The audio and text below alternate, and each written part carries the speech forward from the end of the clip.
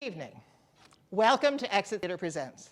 My name is Christina Augello, and tonight our live streaming series, Exit Theater Presents, is very excited to bring you the fourth installment of Stuart Eugene Bousel's The Anarchy Quartet, all of them directed by Trengove, and tonight featuring Kyle McReddie in the death and life of William born Adelin. Because our story takes place a long time ago, I'm going to read you a little bit of history. William Adelin, 1103 to 1120, who went by the affectionate title of Adelin, was a son of Henry I of England and Matilda of Scotland, the grandson of William the Conqueror and brother to the Empress Matilda. The Crown Prince of England, he was married to Matilda of Anjou in 1119 at the age of 16, and on track to inherit a kingdom on both sides of the English Channel, when in the autumn of 1120, he died in a shipwreck while crossing from Normandy to England. Popular history maintains that Adelin had actually made it to a lifeboat and would have survived the tragedy if he hadn't gone back to rescue his half-sister Matilda, who he heard calling for help.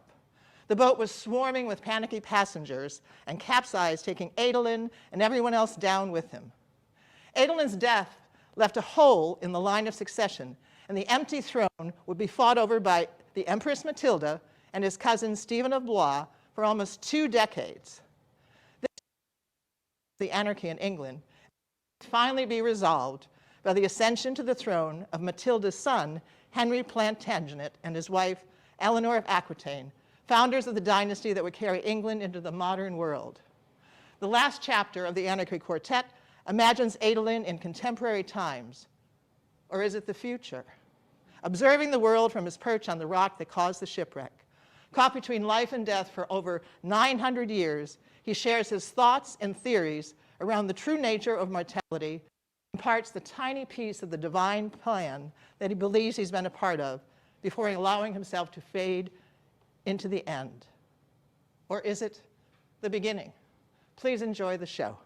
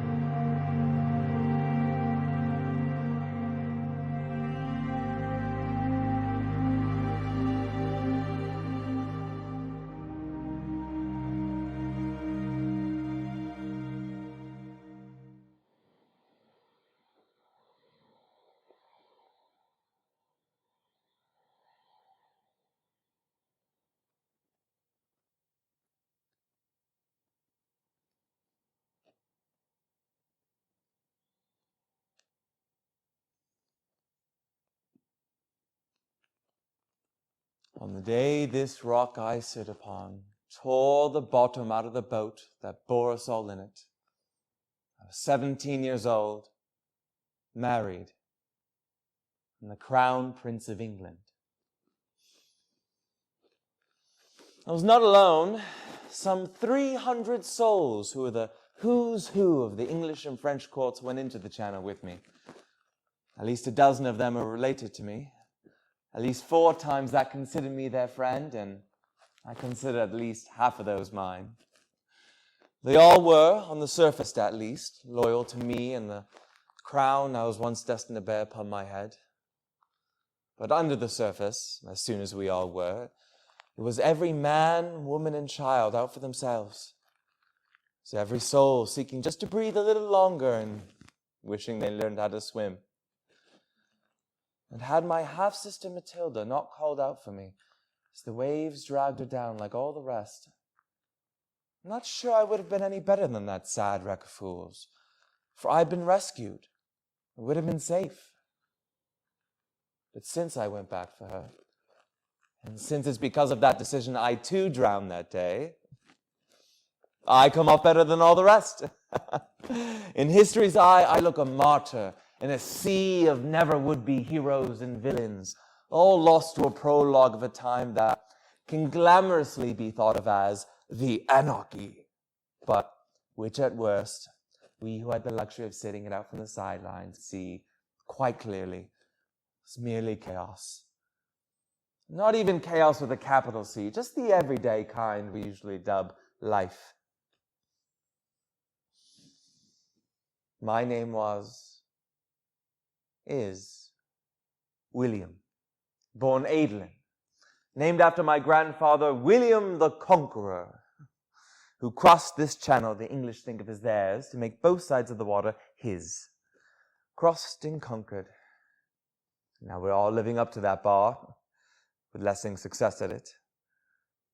I was the brother to the Empress Matilda, and the son of King Henry, the first of his name, by the by.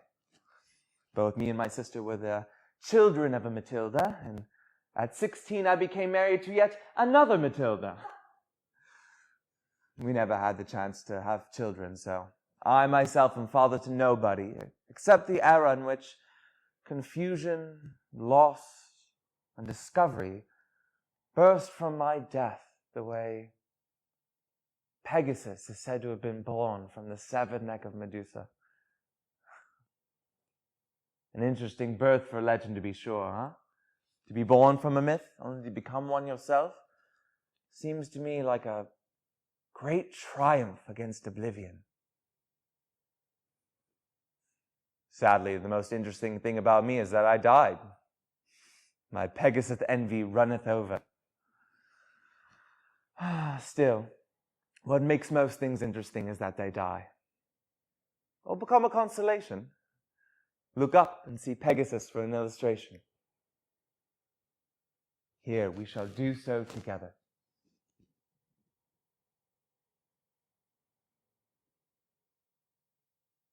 Of course, stars also die. By the time I died, a good number of them were already on their last legs, and by the time I find myself speaking to you now, more than a handful have joined them.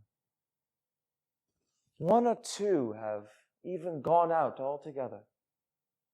Well, not entirely. If you look at the space where they were, you can see that it's somehow darker than the rest. Thing is, we see the light of a dead star long after its source has been extinguished. Its legacy lingers on. More than lingers, really. It practically infects, invades, pushing itself into the present, making a bid for the future, much like a drowning man, or woman, or child, making one last grasp, or two, why not, for a bit of driftwood, even when it's obvious that wood won't be drifting for much longer either. Nothing likes to think of itself as not being here tomorrow. Why should the stars be any different? Coming from where they do, looking at us, we must seem like a real possible handhold at the top of the pit they're sliding into. And so where we are looking at them, looks the same. That's why we name them, put our names on them. Perseus, Cassiopeia, Andromeda, Pegasus. All so that we can feel like there's something out there that is both knowable and permanent. And yet it's the ones that fall that we wish upon. Of course, those aren't actually stars, but it's nice to think that they were, isn't it? To wish upon those that fall so that we may yet somehow rise up and fly away.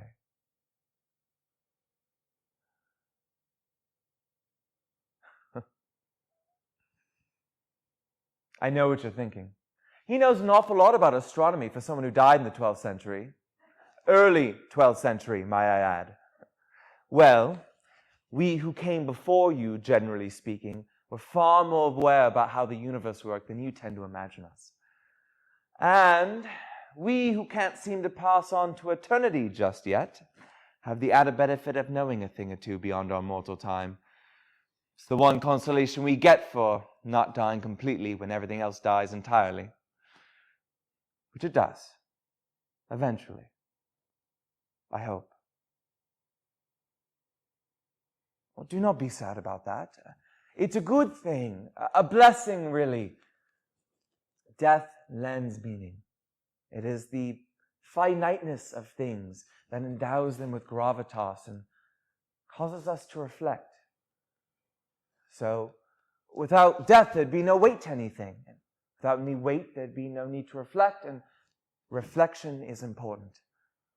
Reflection is the reason we rest on our journey which, like everything else, is doomed to end, then start again, though perhaps not with us at the center of it, or looking like we do, or like we did. Say perhaps we were once a shining star, and now we are just a little bit of darkness, a little darker than the rest. Is one more handsome than the other? Well, certainly, but that's not the point. The point is the individual thing, be it prince or half-sister, a flying horse or star, is not eternal. The cycle of creation and negation and creation is the only thing that is eternal, the only thing that doesn't die. But if there aren't interruptions in that cycle, if there aren't moments when, perched over temporary calm seas, we are met with our own image and asked to hold its gaze, and the individual cycles have no significance. They're merely wheels turning upon wheels, the gears of some clock made for beings untroubled by the limits of existence, because they're unaware of them, and thus can't be bothered to think much beyond themselves, let alone beyond everything. But it's in the pause of those wheels that each of us makes a cog of that God makes themselves known to us. We make ourselves known to God. Death is God's finger holding the minute hand of time. So is birth. And on nights like these, when the channel grows calm, even though we're sitting on the cusp of winter, I rise from the deep to sit on this rock and listen to the pause.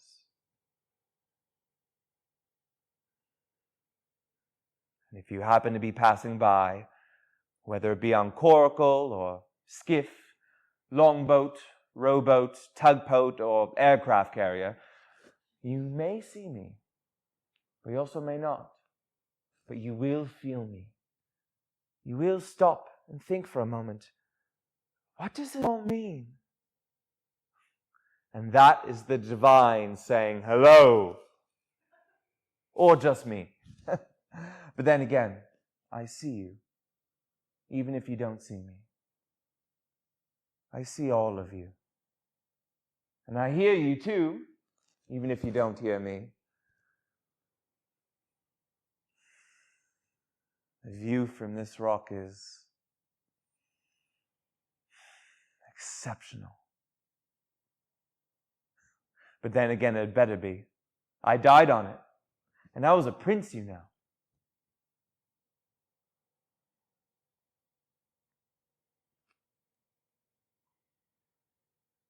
Adelin, Adelin, upon the sea, wish upon a star. Adelin, Adelin, first so near, then so far. They called me Adelin at the time because there were so many Williams running around that they almost outnumbered the Matildas. And there were so many, many Matildas. As I said, my grandfather was the first William and my uncle the second. The first, though, because he took it from someone named herald during a time of far too many heralds. And the other, because he had it dropped on his head when the conqueror finally laid down his arms and went to God. Welcomed, no doubt. The one thing we can all agree upon is that my grandfather made his mark. You do know that's because William conquered Angleland. Please note the way I said that. Bringing with him the French language to mix with the Anglo-Saxon over the next 500 years that we have the modern English language. It's because William the Conqueror that we have William Shakespeare, William Wordsworth, or William Carlos Williams. So, believe you me, when he died, God threw open the gates to heaven and laid out the good china. Sadly, my uncle didn't live for much too long after his father, which is how my father, his brother, became king. Even then, he still called me Adelin, much like my mother, named Matilda, did, and my sister, named Matilda, and my half-sister, named, you get the idea. My wife, named Matilda by the by, called me Billy. I like Adelin. It sounds like a flower, doesn't it? Like a flower that blooms in early spring, watered by the fresh snow, as white as bone, or the caps of waves, and revealing inside a blue so pure it could only be matched by the midday sky. And then, just a moment later, the flower's gone, wilted, just a pause and nothing more. A brief sense where an Adelin had been, and then you can't remember anymore. So you replace it with something else. Something sturdier, or prolific, perennial. It's a good name for a boy, isn't it? Or a girl, or any child, really, but it's hard to imagine for a man or a woman, really. It sounds affectionate, and thus something you outgrow. It was always meant for me as a temporary name, always. It was my familiar address, as they would say. The name I would have given up when I became king. The one only to be known by a dwindling cabinet of close companions. My mother, my sister, my half-sister, my wife. Until one day I too died, and it would be gone forever. Buried, as it would be, under the sobriquet I inherited from my grandfather, who, as the conqueror, had hoped for at least a few more Williams to reap the rewards he'd sown. But alas, I was a spring flower. And though there are spring flowers that bloom short and perfect again and again, I was of the variety that doesn't return. I only made it to the beginning once, which is what makes my story a sad one. Or at least one that is remembered. Or at least had impact. So many things wouldn't have happened if I hadn't have died. If I hadn't have gone under the same waves my grandfather crossed unhindered. And the story of how one boy's death plunging a whole kingdom into disarray is a pretty good story, isn't it? Well, that and the part where I went back for her. My half-sister? The other Matilda? When she was drowning, right before I was. People love that part. They love the part where I went back for her, and they love the part where we both died. Honestly, it's true. If I had successfully rescued her, I doubt it would have turned into much of a legend, because no doubt I wouldn't have turned into much of a king. Just one more William trying to equal the first. But it's because we died, the other Matilda and I, that it seems heavy with meaning. Don't you see? My story. Think of it like this. Everyone loves the story of Orpheus. Yes? Well, everyone with a soul. We all love the idea of somebody risking everything to find us, no matter how lost we become. Just as Orpheus lost his Eurydice, so too did I lose my half-sister Matilda. And just as he eventually lost himself too, so too did I lose myself. And the sadness of that is something we can all relate to, isn't it? Boy does something for love, doesn't work out. Sounds like someone you know, doesn't it? Maybe someone you are. Boy does something for love, works out, becomes king, and dies after a lifetime of small triumphs and petty evils. Well, also might sound like someone you know or are, but the musical adaptation isn't going to make much of a slam dunk at the Tony Awards now, is it?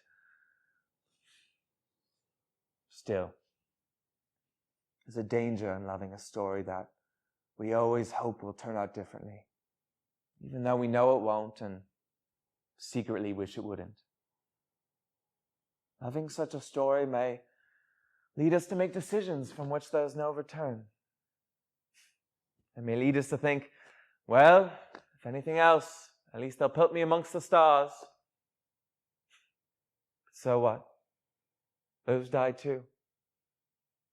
And even though we see them for long after since they've gone out, they will eventually wink out to something. Probably God, but it's good to caveat, to something. Everything is as brief as an Adelin in the frost. So what's the point? What's the point, Orpheus? Unfortunately, we can't ask him. Suppose we could ask his friends, but no one seems to remember their names. Strangest thing is that I died surrounded by other people. I died in the arms of someone I loved. But I'm the only ghost here. I'm the only one.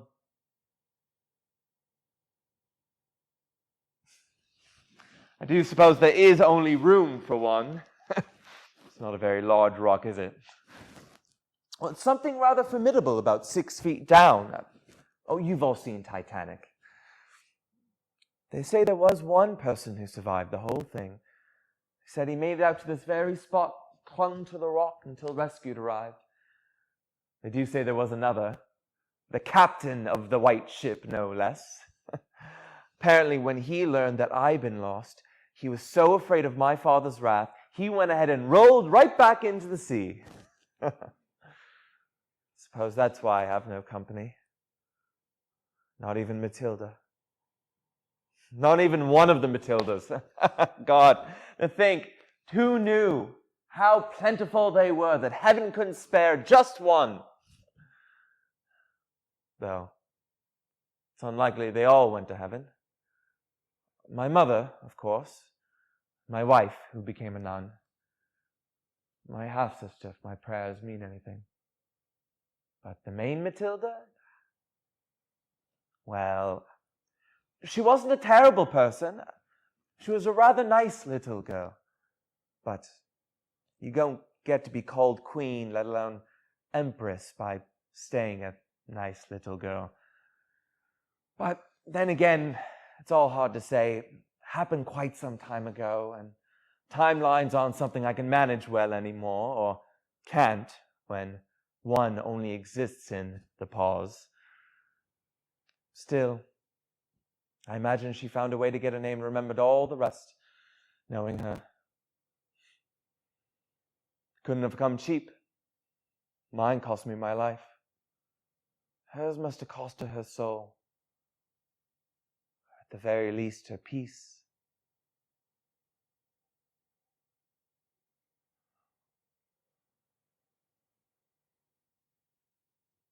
Adelin, Adelin, sing to the waves as you sit upon the sea. Adelin, Adelin, won't you come to me?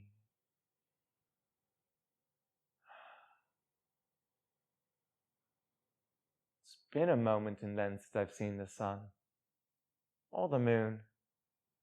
I miss blue. I miss being warm.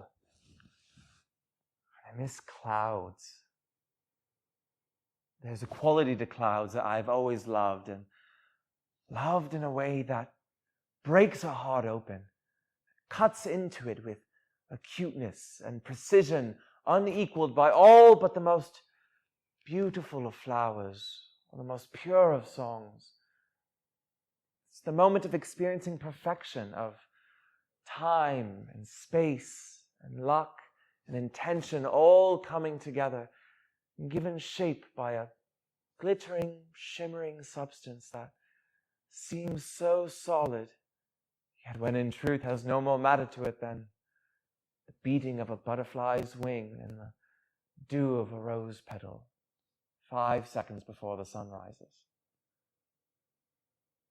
And yet the power of that moment, the solidness the clouds can seem to have, how graced by the endowment of your eye, wandering, or rather searching, tracing over the lines and figures of God's presence in the unknowable universe. Can you find within it a shape, face, smile?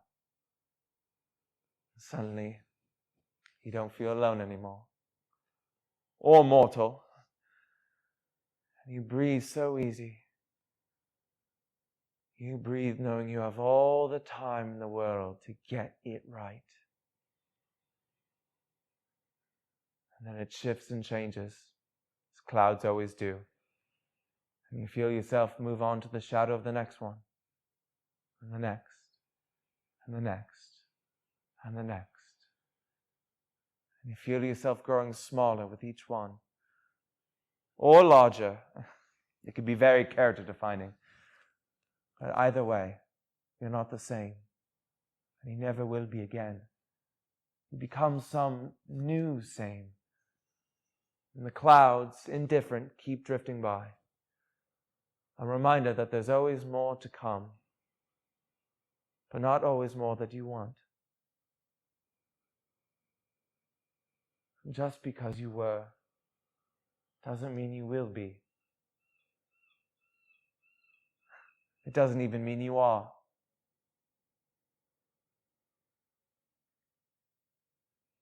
There are all these things I had not done. There are all these sins I had not made peace with. There are all these blessings I didn't take advantage of. It hurts to think about. And yet, as I watch from here, watch all of them, watch all of you, I think it must be so hard to have to change again and again and again. But in truth, it's harder by far to be stuck. Relish your opportunities to change, to grow, to be hurt, to heal, to grow again. It is to live, to exist, to do all this, to survive, to endure it all. It is to live in those moments, however rare they may be, where you can stand and breathe and know you made it so far. You made it as far as you did.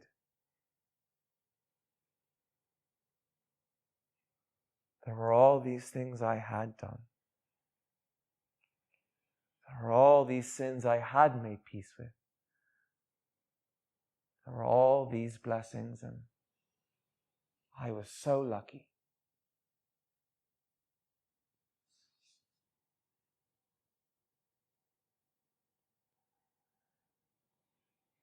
Adelin, Adelin, upon the sea, wish upon a star.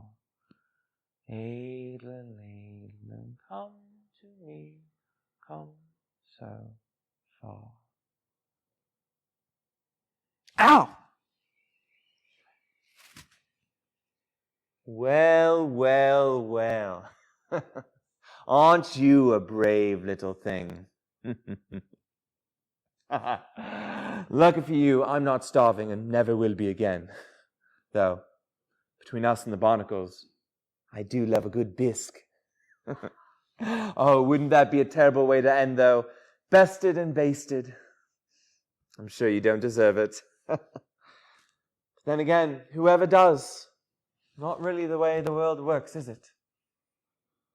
Not that the world is a terrible place, but that life rather is, don't you think? Well, maybe not for a crab, but for a human, by the by, it is such constant pain. And I knew that, even in my little time. And I knew that, even as a prince.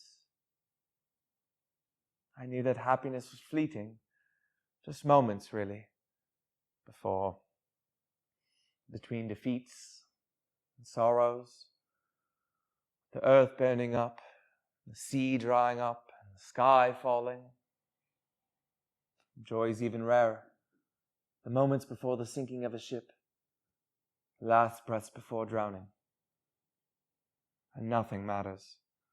Well, no, not true. Everything matters, but it's all sort of equitably important, and so it's not terribly significant. But there are some things, namely, those which we can do for each other while we still have it in us to do them. When the hand reaches out in aid, it is the reaching back that resonates for the ages. And so Orpheus reaches for Eurydice. The reaching back or the failure to do so, that's what matters. So of course I went back. In a world of darkness, given a chance to be a light, wouldn't you have done the same? Don't you like believing that of yourself? I like believing that of you. Even now, waving your little claw at me, you're not trying to ward me off, but rather to salute.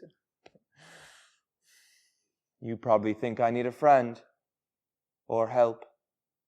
Both are true. But then again, maybe you're just asking me to put you down. And that's the problem with reaching out, isn't it? So much room for misinterpretation.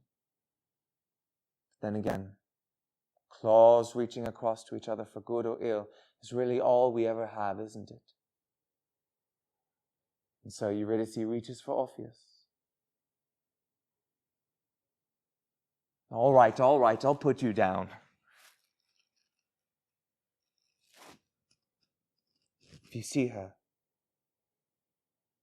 tell her I don't regret anything, and that I'm lonely, and that I hope she's well.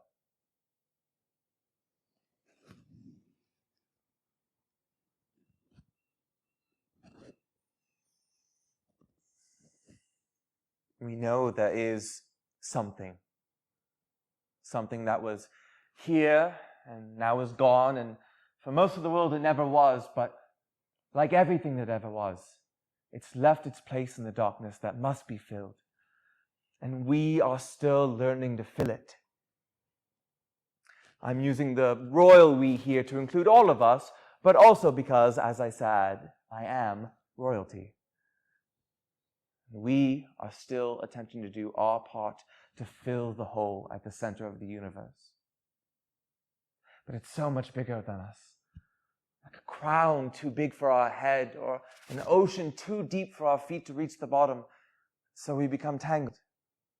So we drown. But when I was drowning, I wasn't thinking, oh, well, this will probably start a war. I was thinking, I found her. I found her, and her arms are so warm in this cold, cold sea. Everything dies. Matilda, my half-sister and full sister, too, eventually. Our mother, our father, my wife, cousin Stephen and young Eustace, all of the Eleanors and Henrys, and the Eleanors and Henrys, and Joans and Matildas and Richards and Johns they left behind them. All the Williams, all the Londoners in their terrible hats, even the Pope, even me, even you, even David.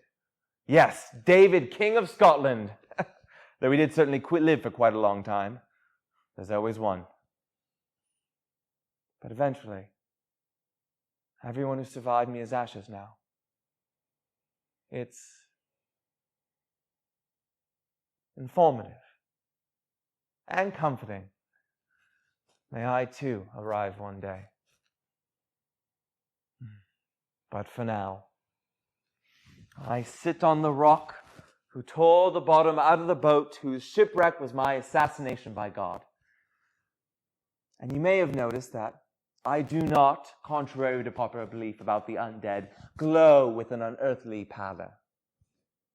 I am instead a darker part of the darkness, shadow of the night, a void not only empty of stars, but the possibility of them ever being or having ever been.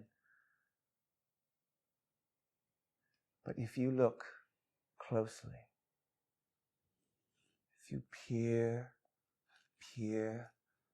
you can see something at the center of where my heart once was.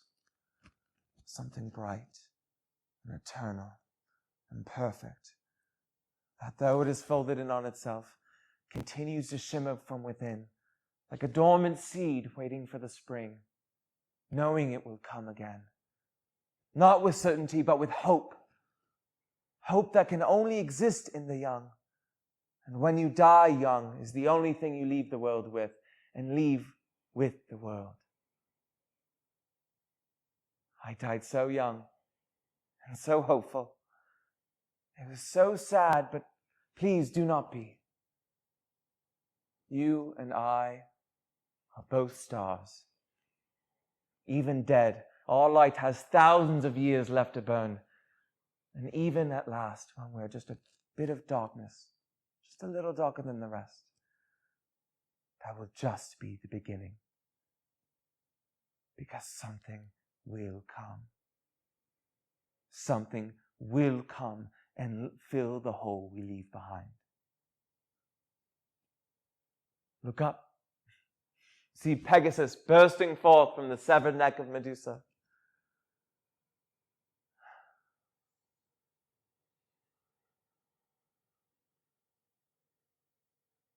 Adelin, Adelin, flower of the sea, crowned like a star. Adelin, Adelin, now so near, still so far.